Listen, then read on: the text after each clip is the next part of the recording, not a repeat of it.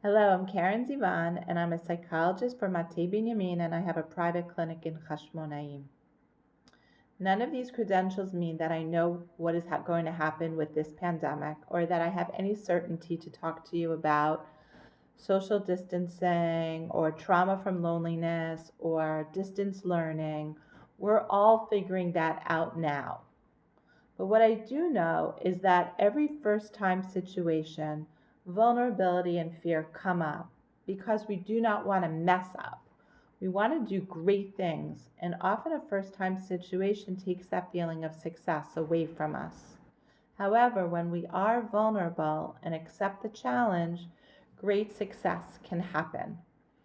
Here are a few important tips on how to remain vulnerable yet feel safer and more secure during these scary times and scary feelings.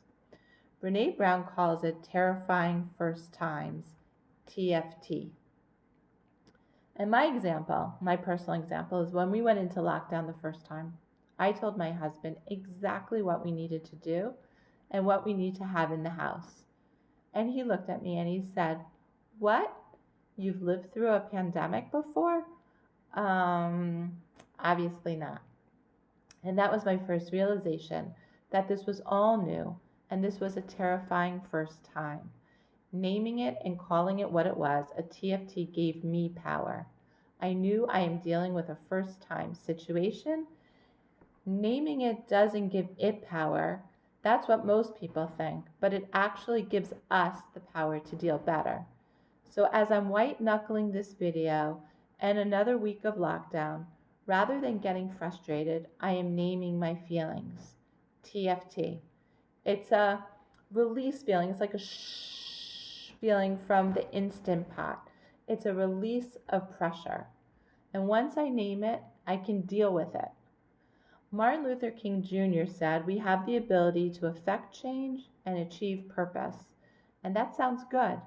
So I'm going to be vulnerable and not shy away from these new experiences, but I'm going to recognize my feelings of being scared and not knowing what I'm doing. I have no history here. This is brand new. I've never done this before, but that doesn't mean I'm not good at anything. It just means this is a first.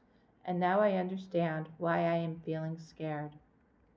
Using this technique juices up the process to understand what I feel. It creates a normalization feeling for me, like, oh, this is how a TFT is supposed to feel. This is not my fault. I cannot control this situation. I can only do as well as I can do. That's it.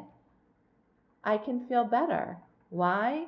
Because I just put a reality check on myself. I cannot solve every problem or make anything go away. I have clear expectations of what I can do considering the situation. I can be honest with my feelings.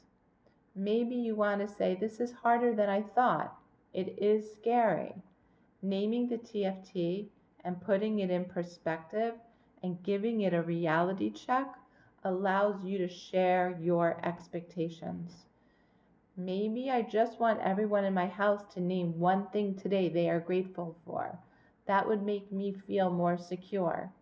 Or I want everyone in my house to feel loved, and I want to check to see if they do.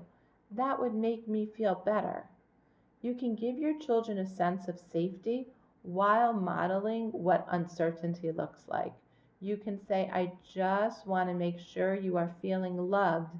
Being uncertain and providing safety are not mutually exclusive.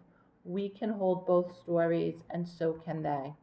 We can say, "We don't know what's happening, but we are doing the best we can do."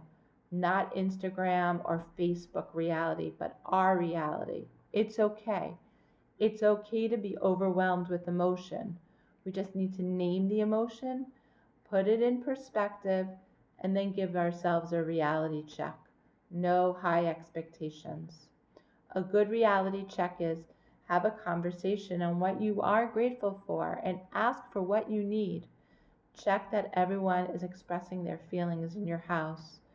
Check up on your neighbors. TFTs are scary for everyone. Naming it, putting it in perspective, and giving ourselves a reality check reminds us that we do not want to be alone in this. We all need each other to be positive. We all need each other to be positively vulnerable.